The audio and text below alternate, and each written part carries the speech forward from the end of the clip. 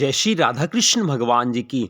आज हम आपको भगवान पर विश्वास से बढ़ाने वाली एक बड़ी सुंदर कहानी सुनाने जा रहे हैं।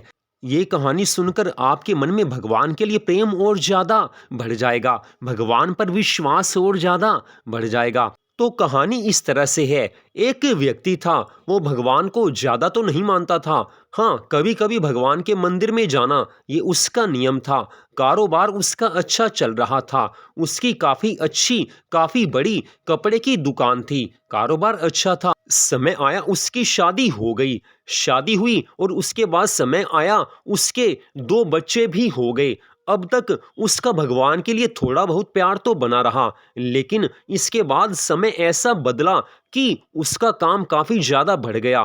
काम बढ़ा तो भगवान के प्रति जो भी लगाव उसके मन में था, जो वो भगवान के मंदिर में कभी कभी जाता था, वो सब कुछ भी धीरे धीरे खत्म हो गया। जी हाँ, एक नियम है कि जो श्रद्धा भावना से भगवान की भक्ति करता है, श्रद्धा भावना से भगवान के मंदिर में जाता है, जिसके मन में भगवान के लिए प्रेम है, उसकी भक्ति तो बढ़ेगी। लेकिन जो वैसे ही मन में कभी भी आने पर मंदिर में चले जाते हैं, जिनके मन में भगवान के लिए प्यार नहीं है, उनकी भक्ति आगे नहीं बढ़ेगी। भक्ति उसी की आगे बढ़ती है जो श्रद्धा भावना से भगवान की भक्ति करता है। लेकिन उस व्यक्ति के दिल में भगवान के लिए श्रद्धा भावना तो ऐसी कुछ थी नहीं। वैसे ही भगवान के मंदिर में चला जाता था, लेकिन उसने अपने जीवन में एक बड़ा सत्कर्म किया था। उसने एक बार भगवान के मंदिर में श्रीमद् भागवत महापुराण की कथा को 1 घंटे तक सुना था। जी हाँ, 1 घंटा उसने अपने जीवन में श्रीमद् भागवत महापुराण की कथा को सुना था, और वो कथा उसने पूरी श्रद्धा भावना से सुनी थी। तो वक्त बदला, बच्चे हो गए, काम बढ़ गया, और भगवान के मंदिर में जाना उसका बिल्कुल बंद हो गया। कहते हैं कि वक्त कब बदलेगा कोई कुछ नहीं बता सकता। आज हमारे पास सारे सुख हैं, सारी सुविधाएं हैं, हमारे बच्चे हमारा कहना मानते हैं, हमारे पास गाड़ी बंगला नौकर चाकर हैं, लेकिन वक्त कब करवट बदले और कब एक क्षण में सब कुछ खत्म हो जाए, कोई कुछ नहीं कह सकता। उस व्यक्ति के साथ ही कुछ ऐसा हो गया। उसका कारोबार धीरे धीरे कम होने लगा। कारोबार कम हुआ तो जितने नौकर उसने अपनी दुकान पर रखे हुए थे, वो सब उसे निकालने पड़े। अब वो अकेला दुकान में जाता। लेकिन यहीं तक बात नहीं थी। अगली मुसीबत उसके सिर पर ये आ पड़ी कि उसकी पत्नी को भयंकर बीमारी हो गई। अब वो हॉस्पिटल में अपनी पत्नी के पास बैठा था।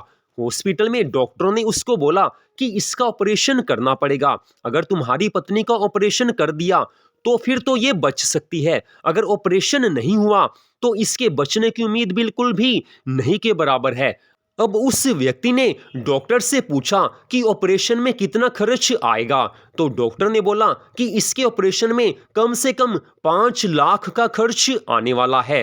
लेकिन उस व्यक्ति के पास तो इस समय कुछ भी नहीं था, सब कुछ उसका खत्म हो चुका था। कभी ऐसा तो सोचा ही नहीं था कि ऐसे दिन भी देखने पड़ेंगे। लेकिन वो अपनी पत्नी से बड़ा ज्यादा प्यार करता था, बच्चों से बड़ा ज्यादा प्यार करता था।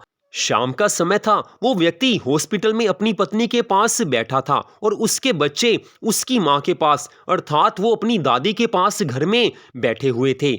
तो वो व्यक्ति सोचने लगा कि अब मैं क्या करूं। 5 लाख रुपया तो मेरे पास है नहीं, मेरे पास तो बैंक में 50,000 रुपए भी नहीं है, और इस समय टाइम इतना बुरा चल रहा है कि मुझे कोई उधार भी नहीं देगा। सोना चांदी सब कुछ मेरा बिक चुका है।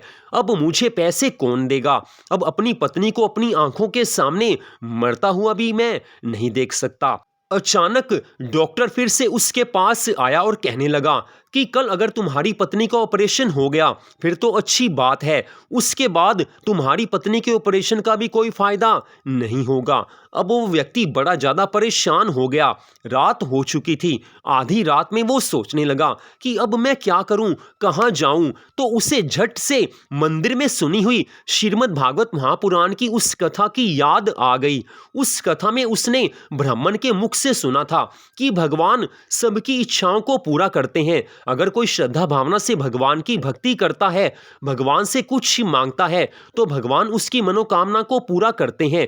जब सब दरवाजे बंद हो जाते हैं तो ठाकुर का दरवाजा तो खुला ही रहता है। जब सब द्वार बंद हो जाते हैं तो श्री राधा रानी जी की कृपा तो तब भी बरसती रहती है। उसे ये बात एकदम ध्यान में आ गई। ध्यान में क्या आई, वो भी भगवान की लीला थी, भगवान की कृपा मात्र थी। उसी समय वो व्यक्ति हॉस्पिटल में से निकला। आधी रात का समय था। वो पास के मंदिर में जाकर वहां पर बैठ गया। मंदिर का मुख्य द्वार तो बंद था, लेकिन फिर भी मंदिर का जो बाहर का द्वार था वो खुला था।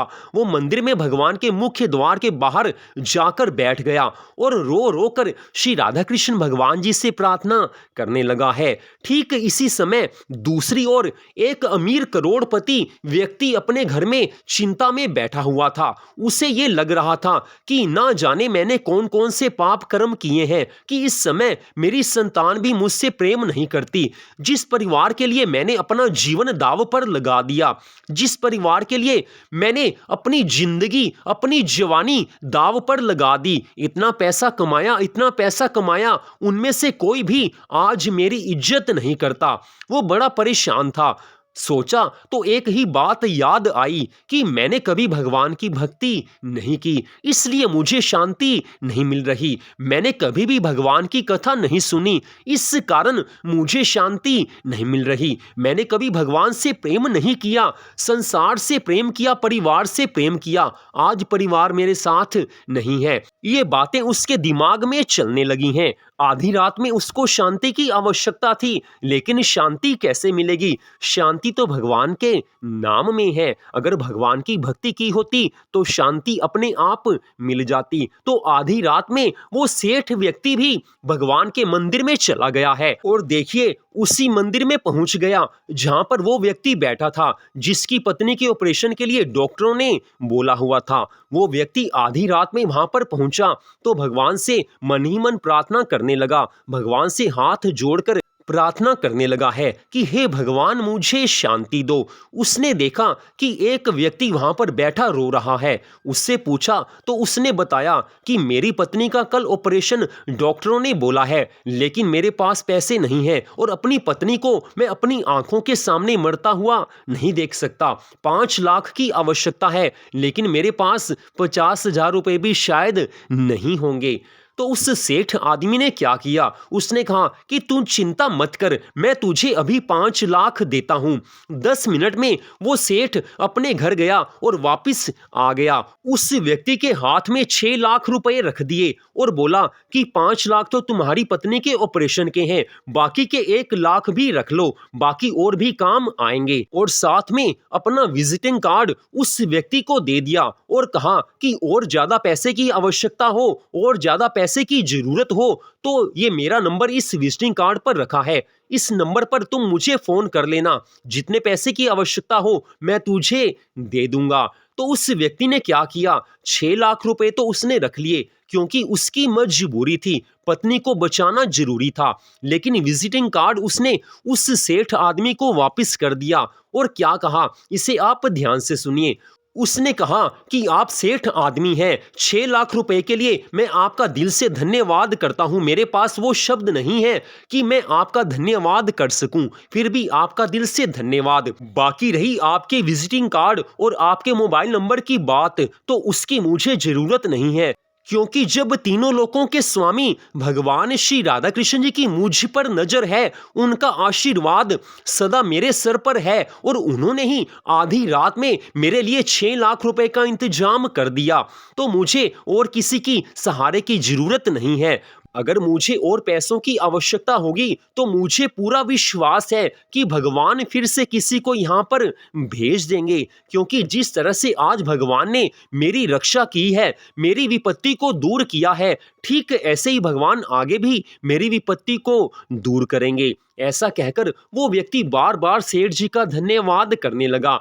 इधर उस व्यक्ति को तो शांति मिल चुकी थी क्योंकि उसको आवश्यक पैसे मिल चुके थे और दूसरी ओर सेठ को भी शांति मिल गई क्योंकि आज जिंदगी में पहली बार उसने ऐसा अच्छा काम किया था कि उसके काम के कारण किसी की जान बच रही थी। ये खुशी उसके मन में इतनी अधिक थी कि वो अपने दुख को, अपनी चिंता को, अपनी परेशानी को, अपनी अशांति को बिल्कुल भूल गया। उसका मन भी भगवान की भक्ति में लग गया और दूसरी ओर वो व्यक्ति तो भगवान का पक्का भक्त बन गया जिसकी पत्नी का ऑपरेशन आगे होने वाला था। अगले दिन उसकी पत्नी का ऑपरेशन हुआ। समय आने पर पत्नी बिल्कुल ठीक हो गई। भगवान की ऐसी कृपा हुई कि पूरा परिवार फिर से भगवान की भक्ति करने लगा।